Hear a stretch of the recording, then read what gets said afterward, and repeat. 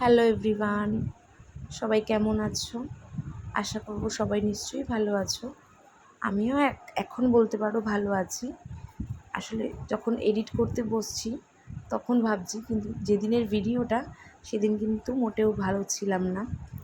মনে প্রচণ্ড চিন্তা ছিল, তার সাথে যেহেতু বৃষ্টি হচ্ছিল, সামনেটা পুরো জল দাঁড়িয়ে গেছিলো।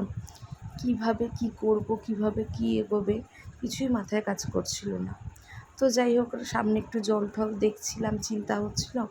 দেখতে দেখতে ভাবলাম, দেখো যত দাঁড়াবো তত চিন্তা বাড়বে, তত সময় চলে যাবে।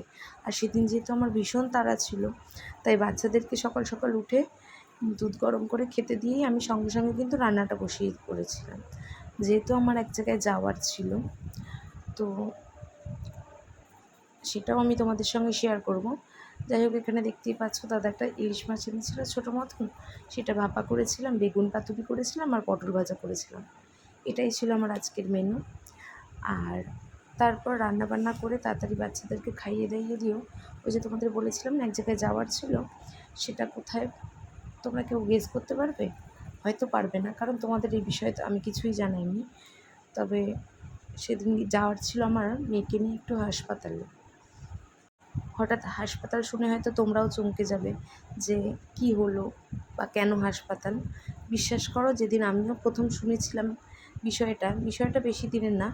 আমার বড় মেয়ের পায়ে যেহেতু নখগুলো একটু ডাবা ডাবা, ওর একটু সমস্যা আছে।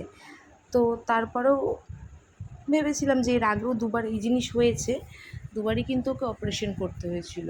তো এবারে যখন অল্প থাকতেই দেখলাম, তো প্রথমে ডাক্তার দেখালাম।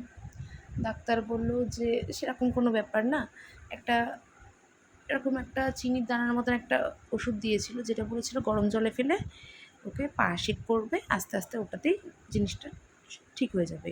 কিন্তু সেখান থেকে বিষয়টা এত দূর গড়াবে, মানে আমাকে ওটি পর্যন্ত যেতে হবে। বুঝতেই পারছো, আমি ওটির সামনে দেখো বসে আছি, এটা কিন্তু আমি ভাবতে পারিনি।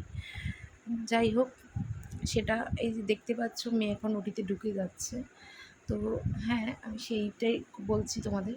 সেটা কিন্তু এমনই সমস্যা হয়ে দাঁড়িয়েছিল, যেটার জন্য কিন্তু আমার মেয়ের পায়ের ওই জায়গাটাকে ওটি করতে হয়েছিল, অপারেশন করতে হয়েছিল।